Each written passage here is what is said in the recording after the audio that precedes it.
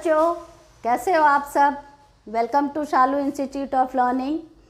हम लोग class 9th का सेल स्टार्ट किए थे और हमने शॉर्ट डिस्कशन किया था उसके कुछ पार्ट्स का। सबसे पहला पार्ट्स था उसका प्लाज्मा मेम्ब्रेन,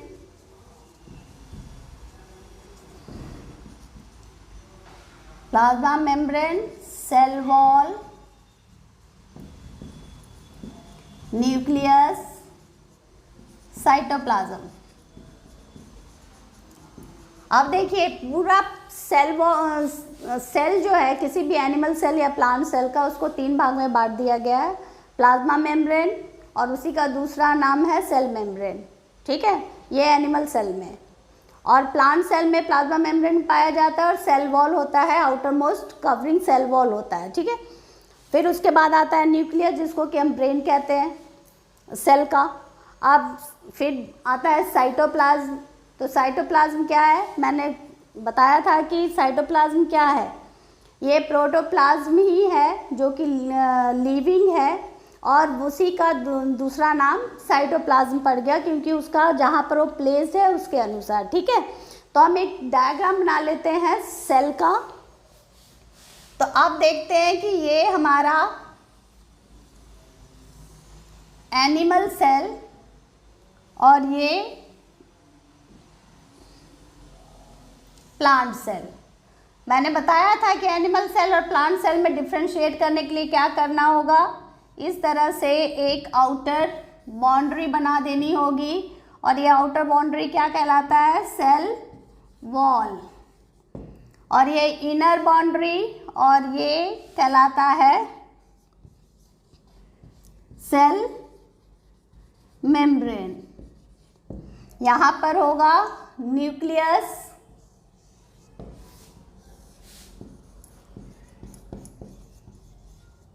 और ये टोटल पार्ट हो जाएगा साइटोप्लाज्म। ठीक है, अब हम देखते हैं कि प्लाज्मा मेम्ब्रेन की जब बात करते हैं तो प्लाज्मा मेम्ब्रेन क्या है।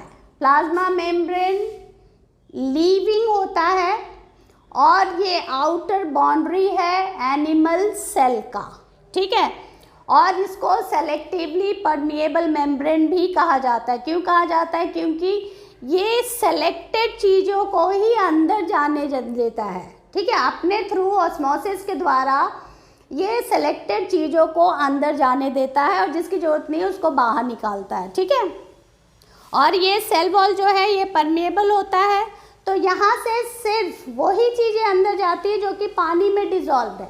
दैट मीन्स कि सेल वॉल जो है ये सिर्फ किसके लिए परमेबल है, किसको अलाउ करेगा, सिर्फ पानी को अलाउ करेगा और उस मटेरियल को अलाउ करेगा जो कि उसमें डिज़ोल्व है। ठीक है, सभी को नहीं अलाउ करेगा ये, तो इसलिए इसको कहा गया है कि ये परमिएबल है। किसके लिए, सिर्फ पानी के लिए। क्लियर। और ये जो है प्लाज्मा मेम्ब्रेन,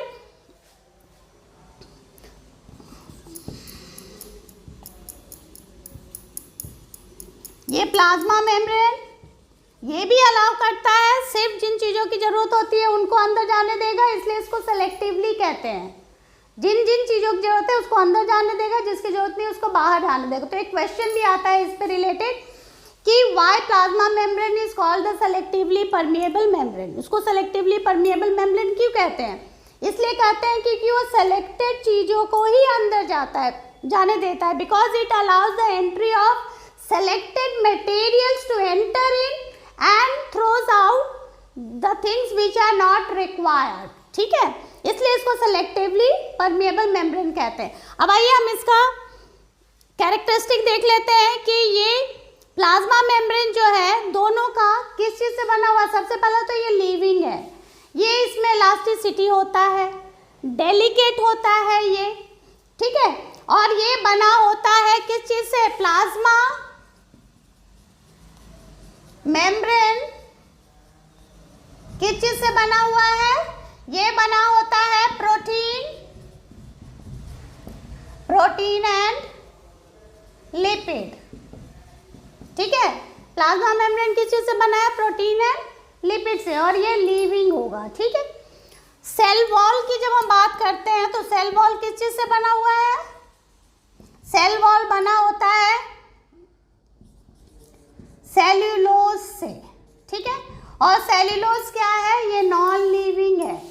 और सेल वॉल का क्या कैरेक्टरिस्टिक है कि ये रिजिड होता है और हार्ड होता है, इसीलिए प्लांट्स जो है उसको छूने पे कड़ा लगता है। ठीक है, और हमारा बॉडी सॉफ्ट लगता है छूने पे। क्यों लगता है? क्योंकि हमारा जो सेल का बाउंड्री है वो सॉफ्ट डेलिकेट मटेरियल से बना हुआ है, प्रोटीन एंड लिपिड से, और इसमें इलास्टिसिटी भी होती है, थोड़ा स्ट्रेच भी हम कर सकते हैं इसको। ठीक है, तो अब यहाँ पर देखते हैं, और फंगस का आउटर बाउंड्री किस चीज़ का बना हुआ है?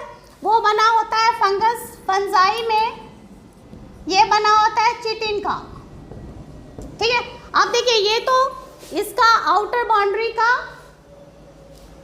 कैरेक्टरिस्टिक हो गया। ठीक है, अब क्वेश्चन ये उठता है कि आखिर ये चीज़ें अंदर और बाहर कैसे जाती हैं?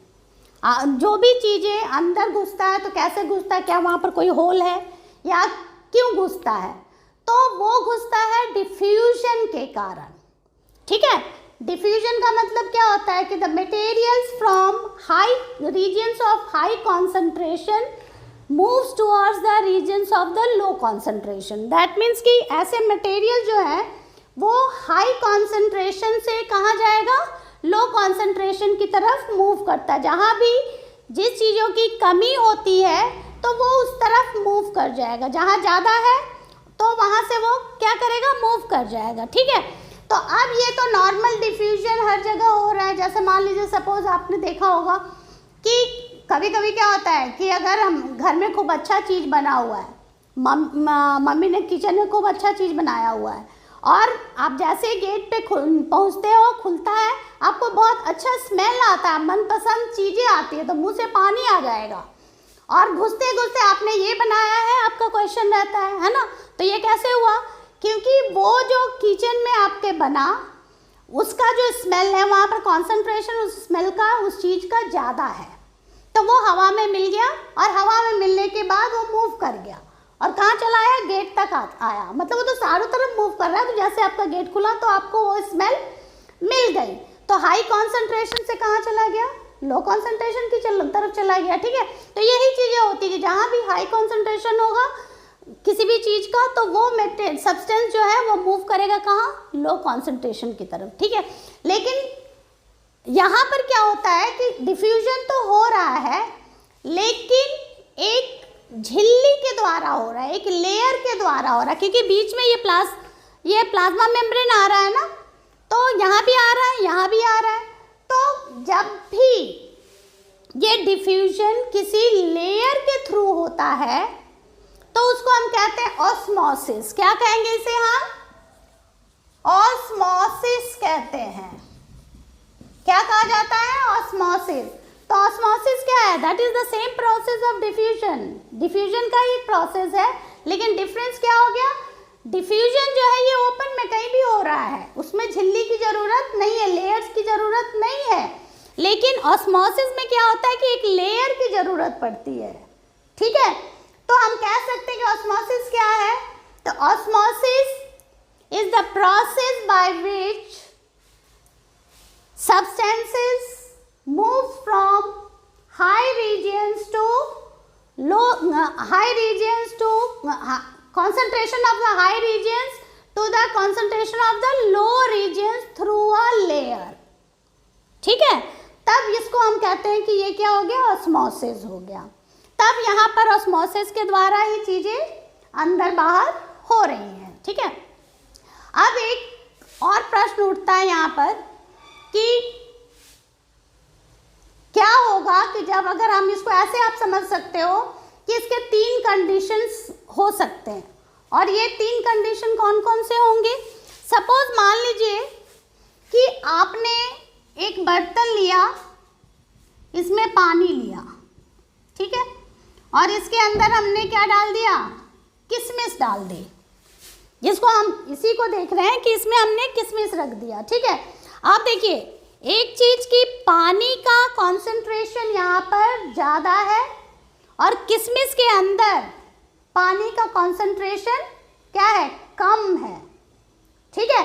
तो यहाँ से पानी यहाँ मूव कर जाएगा, इस किशमिश में मूव कर जाएगा और किशमिश क्या हो जाएगा, स्वेल कर जाएगा। किशमिश क्या होगा, फूल जाएगा क्योंकि उसने पानी ले लिया। तब यहाँ पर देखिए कि हाई कॉन्सेंट्रेशन से कहाँ मूव किया, लो कॉन्सेंट्रेशन की तरफ। किस चीज का हाई कॉन्सेंट्रेशन है यहाँ पर, पानी का हाई कॉन्सेंट्रेशन है, ठीक है।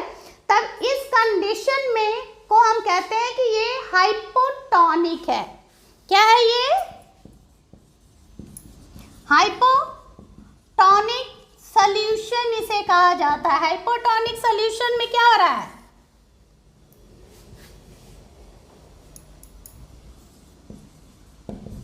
हाइपोटोनिक सॉल्यूशन में क्या हो रहा है कि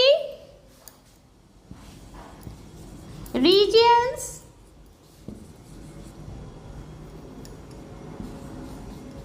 from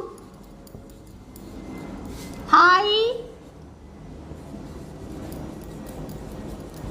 concentration of water moves towards low concentration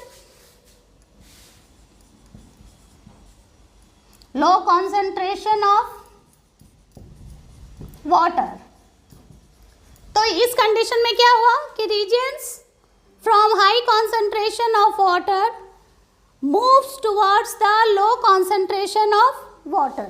तो इस कंडीशन को हम क्या कहेंगे, हाइपोटोनिक कहते हैं, ठीक है। तो इसमें क्या हो रहा है कि वो स्वेल कर जा रहा है, स्वेल करेगा तो हाइपोटोनिक में कोई, चलिए हाइपोटोनिक हो गया, समझ में आ गया हाइपोटोनिक क्या कहते हैं, किसको कहते हैं। अब हम दूसरा देखते हैं,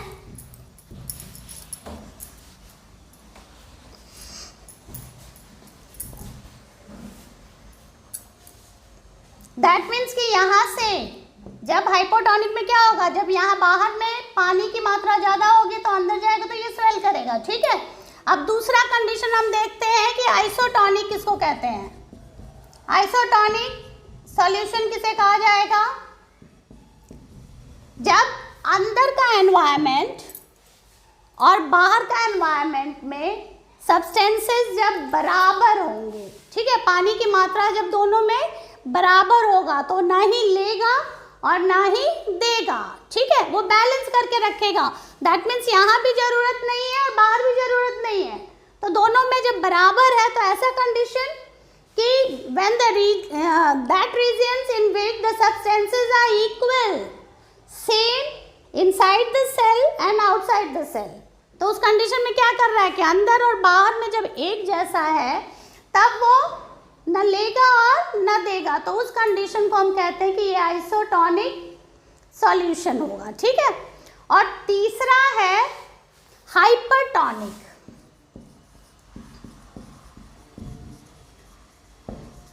हाइपरटोनिक सॉल्यूशन, आप देखिए यहाँ पर हमने इसके पहले पढ़ा था हाइपोटोनिक। हाइपोटोनिक में क्या हो रहा था कि concentration of water inside the cell is less and concentration of water outside the cell is more, ठीक है।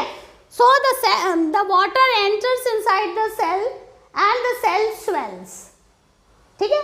बाहर हाइपोटोनिक में क्या हुआ था कि अंदर का कॉन्सेंट्रेशन पानी का कम था, बाहर का कॉन्सेंट्रेशन पानी का अधिक था, तो इसलिए पानी यहाँ से चल करके अंदर घुस गया और ये क्या हो गया, स्वेल हो गया, सेल जो है वो फूल गया। क्लियर हो गई। और हाइपरटोनिक में क्या हो रहा है कि कॉन्सेंट्रेशन पानी का यहाँ ज़्यादा है और कॉन्सेंट्रेशन पानी का एनवायरनमेंट में कम है, मतलब उसके बाहर में कम है। जब यहाँ पर हाई हो जाएगा कॉन्सेंट्रेशन और यहाँ पर लो हो जाएगा, तब उस कंडीशन में क्या होगा, बाहर की तरफ पानी निकल जाएगा, ठीक है। तो उसमें क्या होगा, जब पानी यहाँ बाहर निकलेगा तो ये क्या हो जाएगा, श्रिंक कर जाएगा, ठीक है, श्रिंक करना मतलब सिकुड़ जाएगा वो, क्योंकि इसके अंदर का पानी क्या हुआ, बाहर की तरफ निकल गया। क्लियर होगी? तो अब यहाँ पे देखिए हाइपोटोनिक में क्या होता है,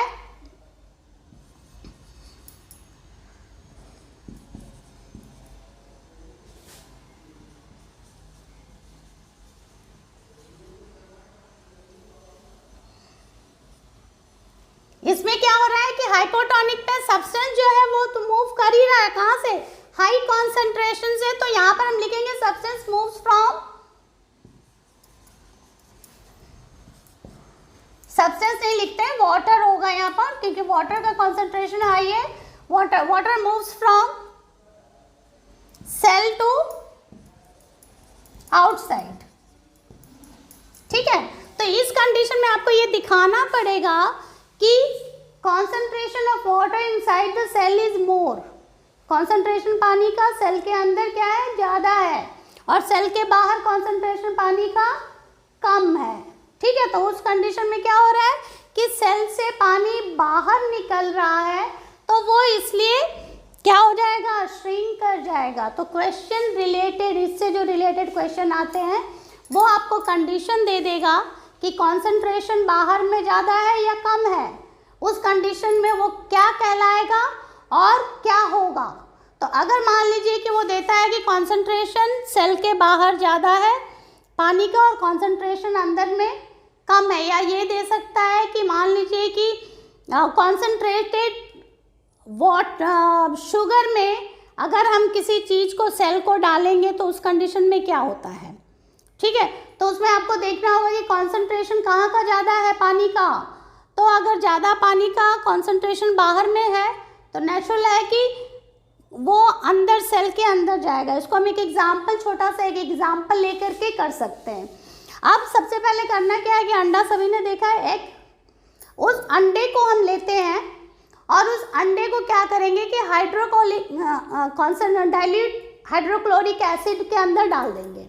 ठीक है, कहाँ डालेंगे उसे, हाइड्रोक्लोरिक HCl के अंदर उसको हम डाल देते हैं। तो उसका जो ऊपर वाला कवरिंग है वो क्या का बना हुआ है, सबको पता है कि उसकी कवरिंग किस चीज़ की बनी होती है, तो कैल्शियम कार्बोनेट का बना होता है। किस चीज़ का बना होता है, कैल्शियम कार्बोनेट का। तो किसी भी एग का जो शेल है, बाहर वाला कवरिंग है, वो कैल्शियम कार्बोनेट का बना होता है। तो अब हम करते क्या है कि एक अंडा लेंगे और अंडा को कहाँ डालेंगे, अंडा को, एग को हम डाल रहे हैं HCl में। ठीक है, तो HCl में डालने के बाद कैल्शियम कार्बोनेट का जो बना हुआ है कवरिंग वो डिज़ोल्व हो जाएगा उसमें। ठीक है, और वो उसकी कवरिंग बाहर निकल जाती है। देखिएगा कि एक पतली सी झिल्ली उसके ऊपर नज़र आएगी। जब उसका कवर छिल दीजिएगा तो वो एक पतला सा झिल्ली सिर्फ नज़र आएगा उस पर, लेकिन वो वाइट वाला जो पार्ट ऊपर से नज़र आता है वो ख़त्म हो जाएगा, डिज़ोल्व हो जाएगा। ठीक, अब करना क्या है आपको कि जब इसको आपने छिल दिया, छिलने के बाद इस एग को ले करके आपको डाल देना है पानी में। ठीक है, पानी में डाल के कुछ समय के लिए छोड़ दीजिए। आप ये महसूस कीजिएगा, ये उसको देखिएगा तो समझ में आएगा कि वो सेल जो था, अंडा जो था वो स्वेल कर गया। क्यों स्वेल कर गया, क्या कारण था, क्योंकि पानी का जो मात्रा है, कॉन्सेंट्रेशन पानी का ज़्यादा था और अंडे के अंदर पानी का कॉन्सेंट्रेशन कम था, तो उस अंडे ने उसको ले लिया।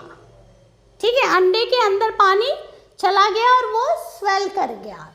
समझ में आ गई बात। दूसरा इसको भी कर सकते हैं आप, इसको भी करके देख लीजिए कि एक अंडा लीजिए, बिना उसका छिलका हटाए हुए ऐसे ही आप उसको पानी में डाल दीजिए, उस पर कोई असर नहीं पड़ेगा।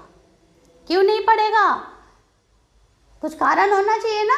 तो इसमें तो वो स्वेल कर गया क्योंकि आपने उसका कैल्शियम कार्बोनेट वाला जो भाग था वो हट गया, HCl में डाला, डिज़ोल्व होकर के वो हट गया। लेकिन जब आपने डीशेल्ड लिया, दैट मीन्स बिना छिले हुए अंडे को पानी में डाला, तो उस पर कोई असर नहीं पड़ा। आखिर कारण क्या था, तो अब देखिए, ये चूँकि इसके ऊपर जिसको आपने छिला नहीं था उस पर कैल्शियम कार्बोनेट का लेयर था, उसके थ्रू पानी अंदर नहीं जा पाया। ठीक है। ऑस्मोसिस के लिए क्या चाहिए, एक छोटी सी, एक पतली सी झिल्ली चाहिए, सिर्फ एक पतला सा लेयर चाहिए सिर्फ, समझ में आ गया, एक सिंपल सा मेम्ब्रेन चाहिए, पतला मेम्ब्रेन। और यहाँ पर जब हमने उसका छिलका हट गया, कैल्शियम कार्बोनेट हट गया, तो एक पतला सा एकदम मेम्ब्रेन सिर्फ रह गया और उस मेम्ब्रेन के थ्रू वो चला गया, समझ में आ गई। तो ऑस्मोसिस किसके द्वारा हो रहा है, एक मेम्ब्रेन के द्वारा हो रहा है। तो ये हाइपोटोनिक एंड हाइपोटोनिक आइसोटोनिक होके आप लोग को समझ में आ गया होगा कि जहाँ भी कॉन्सेंट्रेशन ज़्यादा होगा वहाँ से वो मूव करेगा कहाँ, कम कॉन्सेंट्रेशन वाले की तरफ, तब हम उसको उसके अकॉर्डिंग कहेंगे कि वो हाइपोटोनिक है। जब सेल के अंदर जाएगा पानी तो हाइपोटोनिक कहलाएगा, सेल से जब पानी बाहर निकल रहा है तब उसको हम हाइपरटोनिक कहते हैं। और जब दोनों जगह सेल के अंदर और सेल के बाहर जब मात्रा बराबर है, कॉन्सेंट्रेशन इक्वल है, तब वो कहलाएगा आइसोटोनिक। क्लियर हो गई? आई थिंक कि अब प्लाज्मा मेम्ब्रेन के बारे में हर चीज़ क्लियर हो गई होगी। अब आते हैं कि ये सेल वॉल। अब सेल वॉल हमने देखा कि cell wall non living things है और किस चीज़ का बना हुआ है, सेल्यूलोज का बना होता है। सेल वॉल किस चीज़ का बना हुआ है, सेल्यूलोज का बना होता है, इसीलिए वो रिजिड होता है और हार्ड होता है, ठीक है। और वो परमिएबल किसके लिए है, वाटर डिजॉल्व सॉल्यूशन के लिए, ठीक है।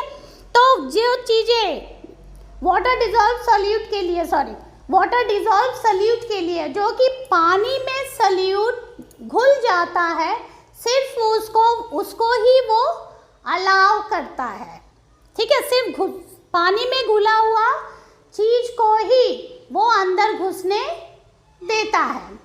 तो अब हम ये देखेंगे कि आखिर इसमें से भी तो पानी कहीं बाहर निकलती होगी सेल के अंदर से। तो सेल के अंदर से जो पानी बाहर निकलता है तो उसको हम कहते हैं कि ये सेल के अंदर से जो पानी निकल रहा है वो कहलाता है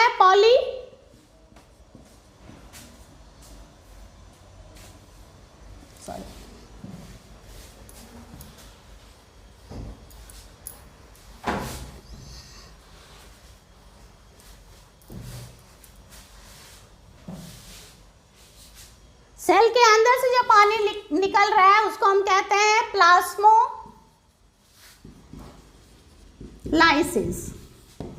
ठीक है। तो प्लाज्मोलाइसिस क्या है, तो प्लाज्मोलाइसिस देखते हैं कि क्या है ये। जब हम बात करते हैं तो प्लाज्मोलाइसिस क्या है, कि प्लाज्मोलाइसिस में होता है कि लॉस ऑफ वाटर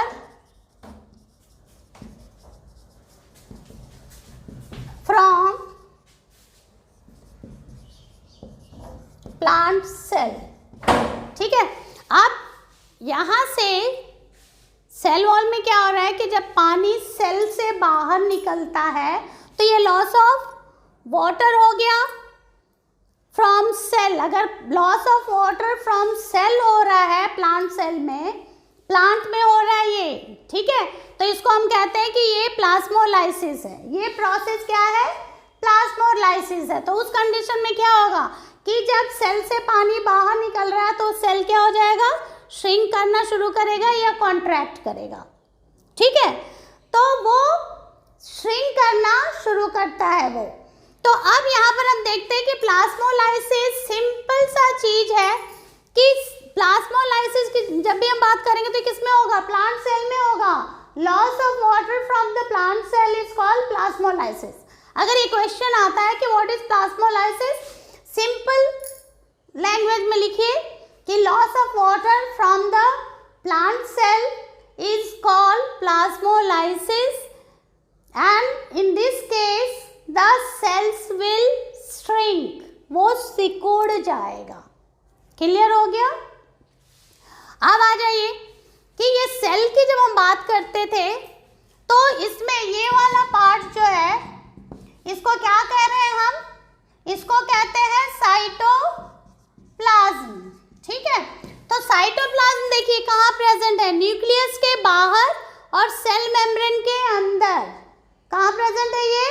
न्यूक्लियस के बाहर एंड सेल मेम्ब्रेन के अंदर। ये साइटोप्लाज्म क्या है?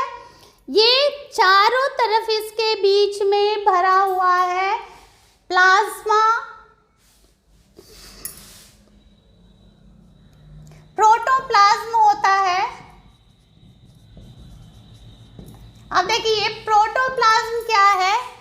सबसे पहले तो ये लिविंग है, दूसरा कि ये jelly like, transparent, parent material है और इसी प्रोटोप्लाज्म के कारण कोई भी सेल जिंदा होता है, इसको याद रखिएगा, ठीक है। लेकिन पूरे में भरा हुआ, न्यूक्लियस के अंदर भी प्रोटोप्लाज्म ही भरा हुआ है, लेकिन साइटोप्लाज्म क्यों कहला रहा है? ये न्यूक्लियस के बाहर और सेल मेम्ब्रेन के अंदर जो भी पार्ट है, जो भी प्रोटोप्लाज्म है, उसका नाम बदल के हो गया है क्या? साइटोप्लाज्म, ठीक है। अब न्यूक्लियस को हम लेते हैं कि न्यूक्लियस के बारे में करते हैं कि न्यूक्लियस क्या है।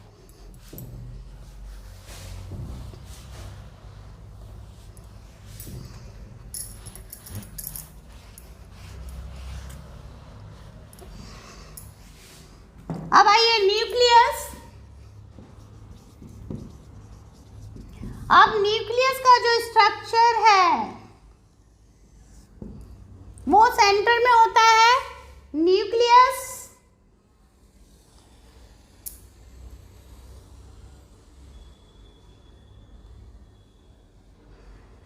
अब देखिए ये डबल लेयर है। क्या है ये? Double layer.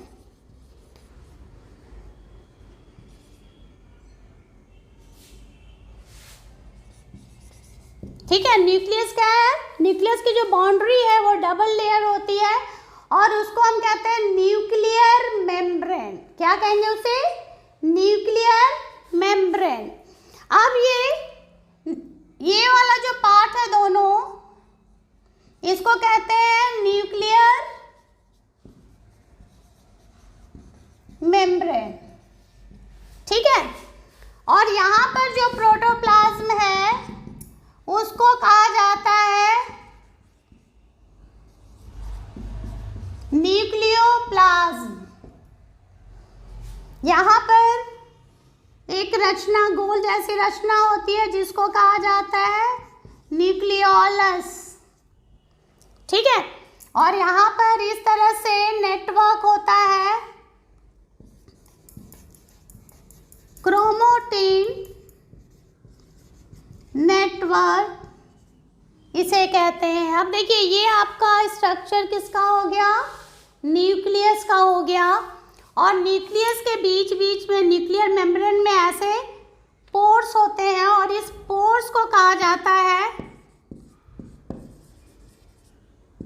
Nuclear pore. अब यहाँ पर देख लीजिए, ये आपका स्ट्रक्चर हो गया। सबसे पहले it is bounded by a double layer, ठीक है। किस चीज से बाउंडेड है ये? डबल लेयर से बाउंडेड है ये। यहाँ पर इसका आउटर भाग को, आउटर बाउंड्री को क्या कहते हैं? न्यूक्लियर मेम्ब्रेन कहते हैं। इस पार्ट को हम न्यूक्लियर मेम्ब्रेन कह रहे हैं। इसके बीच बीच में देखिए छोटे छोटे से छेद बने हुए हैं हर जगह पूरे पे, और इस पोर्स को कहते हैं हम न्यूक्लियर पोर्स। क्या कहते हैं? न्यूक्लियर पोर्स कहते हैं इसको। और यहाँ पर देखिए कि इसके बीच में जो प्रोटोप्लाज्म है, तो चूंकि ये न्यूक्लियस के अंदर वो प्रोटोप्लाज्म पाया जा रहा है, इसलिए हम उसको कहते हैं न्यूक्लियोप्लाज्म। क्या कहेंगे उसे? न्यूक्लियोप्लाज्म कहते हैं। क्यों कह रहे हैं न्यूक्लियोप्लाज्म? क्योंकि न्यूक्लियोप्लाज्म जो है वो प्रोटोप्लाज्म है, लेकिन वो कहाँ है? न्यूक्लियस के अंदर है। तो न्यूक्लियस के अंदर होने के कारण उस प्रोटोप्लाज्म का नाम क्या हो गया? न्यूक्लियोप्लाज्म हो गया, ठीक है। यहाँ पर एक और देखिए, न्यूक्लियोलस है, और यहाँ पर देखिए एक जाल जैसा, धागे जैसा एक स्ट्रक्चर होता है जिसको कहते हैं कि क्रोमैटिन नेटवर्क, ठीक है। क्रोमैटिन नेटवर्क का मतलब क्या हो गया कि ये क्रोमोसोम्स जो है ये लंबा लंबा धागा जैसा बना होता है और वो एक दूसरे के साथ कॉइल्ड होता है, ठीक है। जाल जैसा बना करके वहाँ पाया जाता है, और यही नेटवर्क जो इसका क्रोमोसोम्स का है, क्रोमेटिन नेटवर्क जो है वो टूटता है जब सेल डिवाइड करना शुरू करता है तब, और तब वो कन्वर्ट करता है, या क्या कन्वर्ट नहीं करता है, मतलब कह सकते हैं कि तब जब वो नेटवर्क टूट जाएगा क्रोमेटिन का, तब वो कहलाता है कि क्रोमोसोम्स है। क्लियर हो गया ये चीज? अब ये सारी चीजें, ये न्यूक्लियस जो है ये कंट्रोल करता है किस चीज को? पूरे सेल्स की एक्टिविटीज को। ये किसको हम कहते हैं कि ये जस्ट लाइक ब्रेन है, जैसे हमारा ब्रेन कंट्रोल करता है, उसी तरह से ये न्यूक्लियस जो है ये पूरी एक्टिविटीज को कंट्रोल करता है। ठीक है, अब यहाँ पर आ जाइए, देखते हैं कि ये न्यूक्लियोलस जो है ये बना होता है आरएनए एंड प्रोटीन का। आरएनए क्या है? RNA ribose nucleic acid. ठीक है, आरएनए क्या है? Ribose nucleic acid. और एक मजेदार चीज ये है कि ये छोटा सा स्ट्रक्चर जो न्यूक्लियोलस कहलाता है, ये प्रोटीन का फैक्ट्री भी इसको कहते हैं, क्योंकि यहाँ पर प्रोटीन बहुत मात्रा में बनती है। ठीक है, इसलिए न्यूक्लियोलस को ही प्रोटीन की फैक्ट्री भी कहते हैं। तो यहाँ पर क्या पाया जा रहा है? आपको प्रोटीन भी पाया जा रहा है और आरएनए भी पाया जा रहा है। ठीक है, राइबोस न्यूक्लिक एसिड। अब आ जाइए कि इसका क्रोमोसोम्स, ये क्रोमेटिन नेटवर्क जो है ये जब टूटेगा तो क्या कहलाएगा? क्रोमोसोम्स कहलाएंगे। और ये क्रोमोसोम्स अलग अलग ऑर्गेनिजम्स में इसके नंबर्स जो हैं वो अलग अलग होते हैं। ठीक है, क्रोमोसोम्स की संख्या अलग अलग ऑर्गेनिजम्स में अलग अलग होता है। ऐसा नहीं है कि सभी ऑर्गेनिज्म में बराबर मात्रा में क्रोमोसोम्स होंगे, तो हर ऑर्गेनिजम्स में अलग अलग होगा। और ये क्रोमोसोम्स जो मेनली है ये बना होता है डीएनए प्रोटीन का। किस चीज का ये बना हुआ है? डीएनए प्रोटीन का। अब डीएनए क्या है? डीएनए है डीऑक्सी राइबोन्यूक्लिक एसिड। ठीक है, ये क्या है? डीएनए। डीएनए होता है deoxy ribo nucleic acid. Protein का ये बना होता है और मेनली यही होता है जो कि हमारे पेरेंट्स के कैरेक्टर को हमारे अंदर लाते हैं। समझ में आ गई? हमारे माँ बाप का जो गुण है वो बच्चों में जो आता है, कहते हैं ना कि एकदम बाप जैसा दिख रहा है, एकदम माँ जैसी दिख रही है, तो कारण क्या है? क्योंकि वो गुण पेरेंट्स का हमारे अंदर आया। किसके थ्रू आया? वो आया डीएनए के द्वारा। और डीएनए के ऊपर एक फंक्शनल यूनिट होता है जिसको हम कहते हैं जीन। क्या कहते हैं? जीन। ये जीन ही ऐसा है जो हमारे कैरेक्टर्स को, ये पाया जा रहा है डीएनए पे। और ये डीएनए जब हमारे अंदर आया सेल डिवीजन के समय, तो वो हमारे हेरिडिटरी कैरेक्टर्स को लेकर के चला आया। कहाँ? हमारे अंदर। तो इसको हम कहते हैं कि it is a carrier of hereditary characters. तो कौन लेके जा रहा है?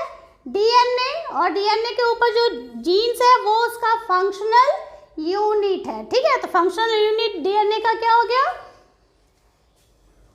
जीन हो गया। ठीक है, जीन ही कैरी करता है कैरेक्टर्स को, और ये पाया जा रहा है डीएनए पे। तो ये हमारा जो पूरा न्यूक्लियस का स्ट्रक्चर हो गया। होप आप लोग को ये समझ में आ गई होगी। अब हम चलते हैं नेक्स्ट, साइटोप्लाज्म।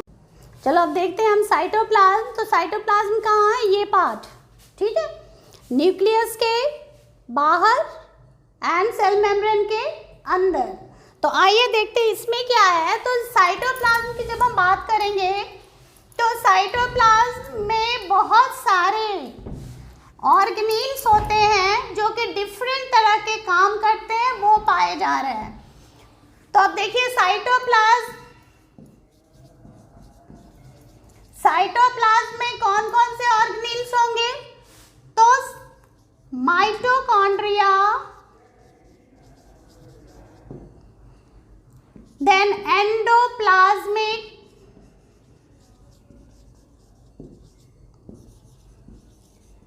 रेटिकुलम,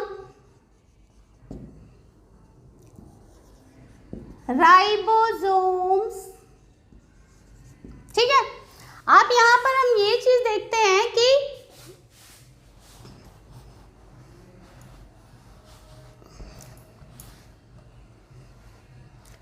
इसके अंदर देखिए, सपोज मान लीजिए कि ये साइटोप्लाज्म है, तो इसके अंदर बहुत सारे ऑर्गेनेल्स जो डिफरेंट तरह का अलग अलग काम करता है वो सारे कहाँ हैं?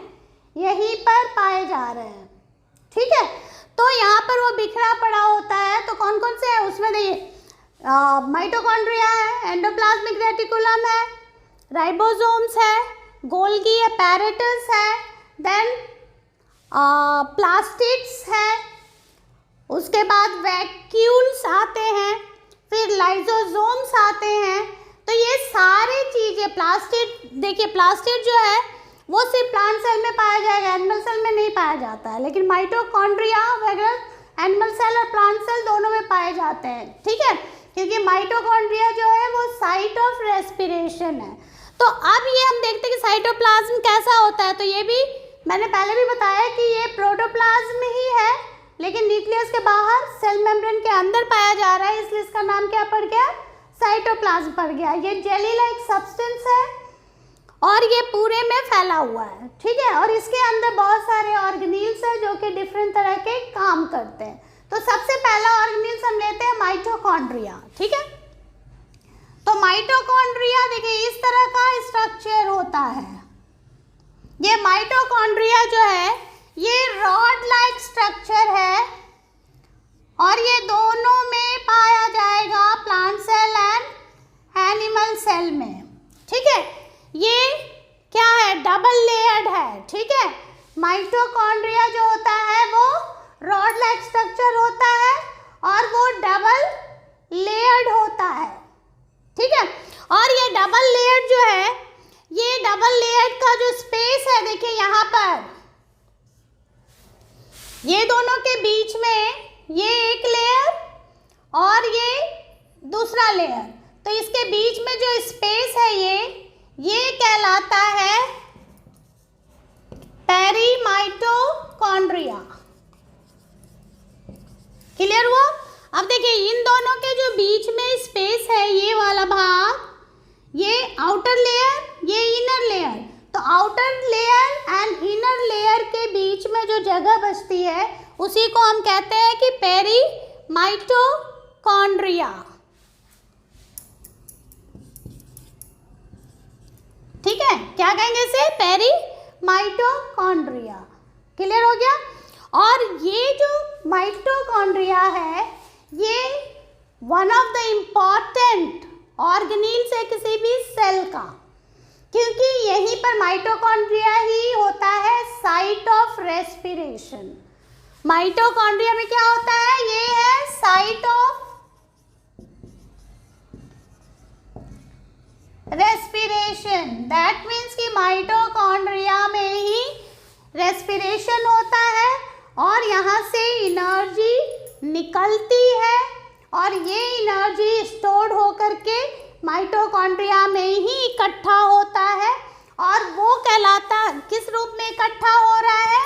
एटीपी के रूप में। एटीपी क्या है? Adenosine triphosphate. ठीक है, अब एडेनोसाइन ट्राइफॉस्फेट क्या है? एटीपी का फुल फॉर्म हो गया।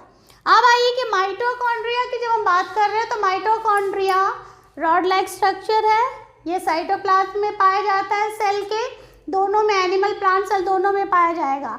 ये क्या करता है कि जो खाना हम खाते हैं तो वो खाना सबसे पहले पायरुवेट में बदलता है और पायरुवेट में बदलने के बाद वो फिर चला जाता है माइटोकॉन्ड्रिया में।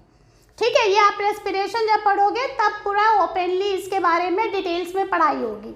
अभी आप इतना ही जान लीजिए, जो हम खाना खाते हैं वो खाना यहाँ पर बाहर में पायरुवेट में बदलता है, फिर वो चला जाता है माइटोकॉन्ड्रिया में, और माइटोकॉन्ड्रिया में जाने के बाद वहाँ पर ऑक्सीजन माइटोकॉन्ड्रिया लेता है और उस खाने को तोड़ देता है। ठीक है, और तोड़ करके वो एनर्जी निकालता है, कार्बन डाइऑक्साइड निकालता है और पानी निकालता है, वाटर निकालता है।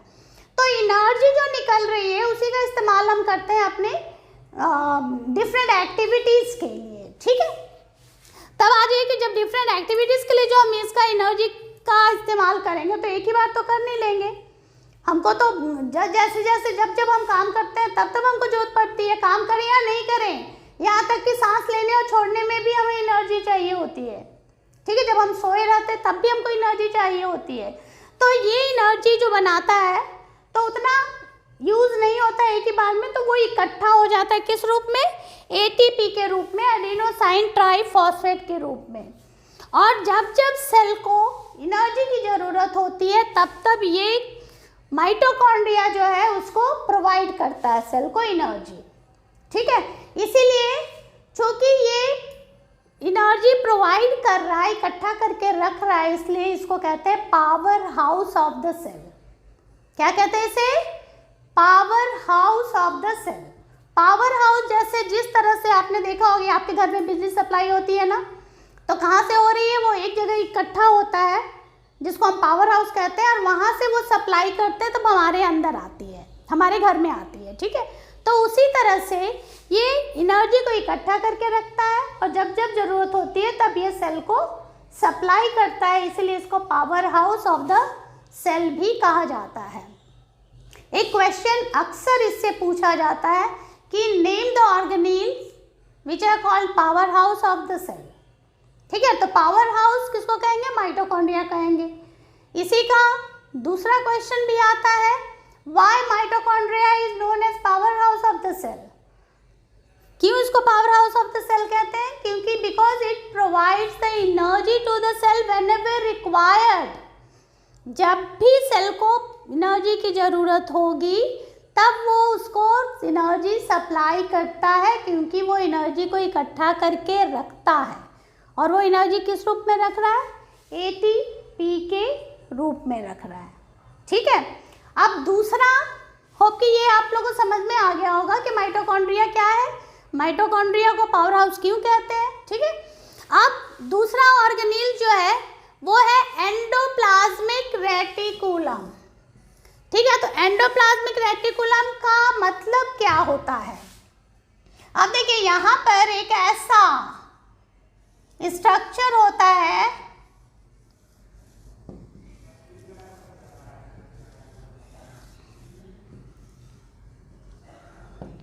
अब देखिए ये सारे ऊपर तक बने रहेंगे और यहाँ पर एक एंड उससे कंबाइंड है। अब देखिए ये जो एंडोप्लाज्मिक रेटिकुलम जो है ये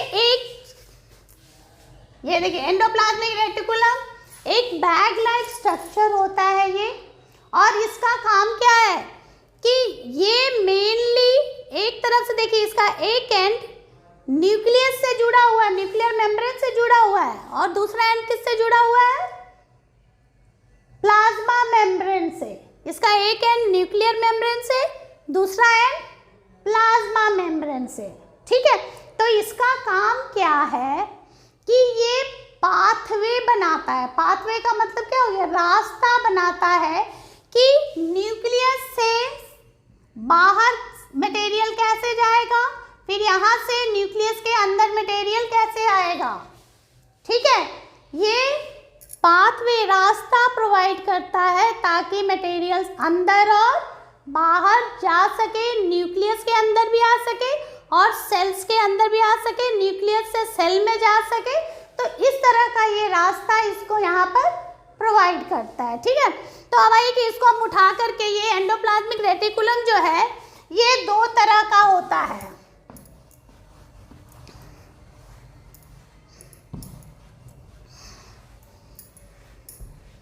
एंडोप्लाज्मिक रेटिकुलम दो तरह का होता है, rough endoplasmic endoplasmic reticulum and smooth.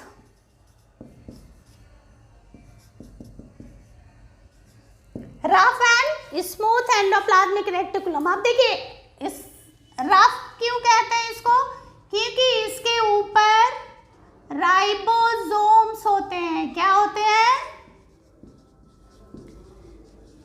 Ribosomes होते हैं।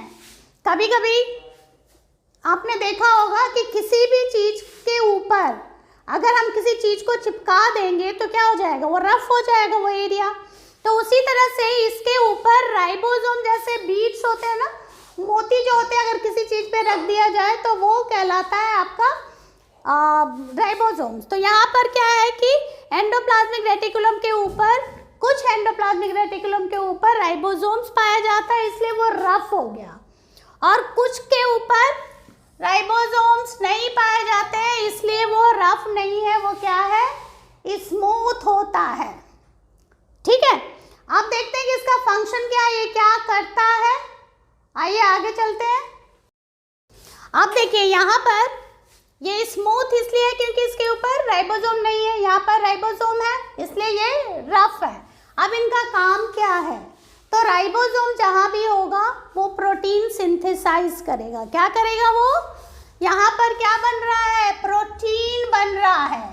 क्या बन रहा है, प्रोटीन बन रहा है। राइबोसोम हमेशा प्रोटीन बनाता है, ये चीज को याद रखिएगा।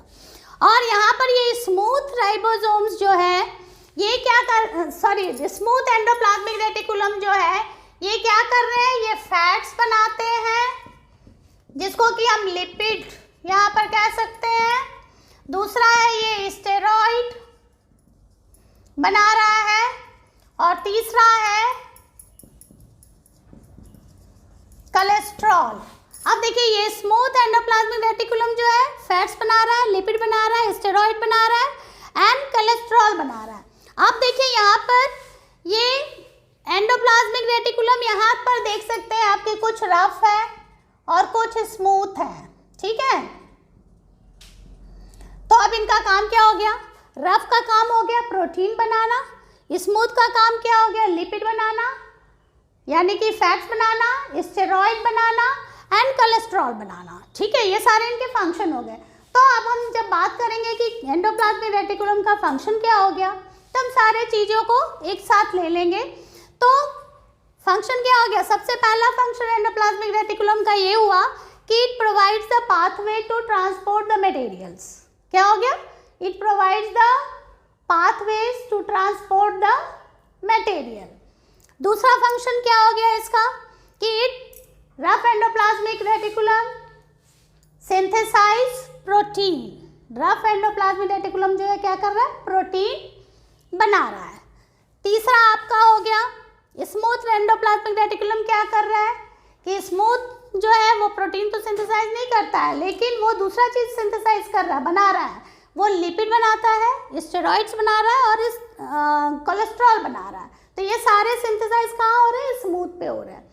और चौथा फंक्शन इसका ये होता है कि ये जो लिपिड और फैट्स बनाता है तो लिपिड का इस्तेमाल होता है ये प्लाज्मा मेम्ब्रेन बनाने के लिए, ये आउटर मोस्ट कवरिंग जो है इसको बनाने के लिए इसके द्वारा बनाया गया जो लिपिड है उसका उपयोग किया जाता है। ठीक है, तो हम इसके फंक्शन के बारे में देखेंगे। तो फंक्शन क्या हो गया, अब देखिए एक फंक्शन तो ये हो गया कि सिंथेसाइज कर रहा है। दूसरा हम एंडोप्लाज्मिक रेटिकुलम का फंक्शन क्या हो गया, provides pathways to transport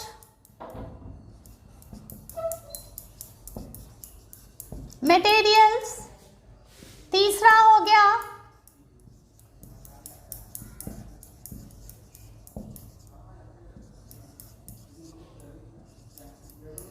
synthesizes protein।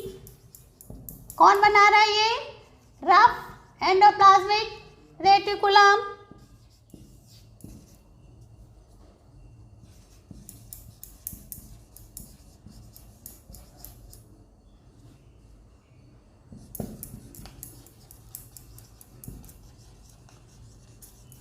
Synthesise, plasma membrane, ये सारे क्या हो गए, इसके फंक्शन हो गए। ठीक है, आज हम यहीं पर ख़त्म करते हैं। नेक्स्ट क्लास में इसके बाकी के आगे के ऑर्गेनील्स को करेंगे। होप कि आप लोग को ये समझ में आ गया होगा। अगर कहीं भी कोई डाउट लगे या कोई चीज़ें समझ में नहीं आती है तो आप कमेंट करके कमेंट सेक्शन में प्लीज़ कमेंट कीजिएगा। कोशिश करूँगी कि उसको सॉल्व करूँ। Thank you.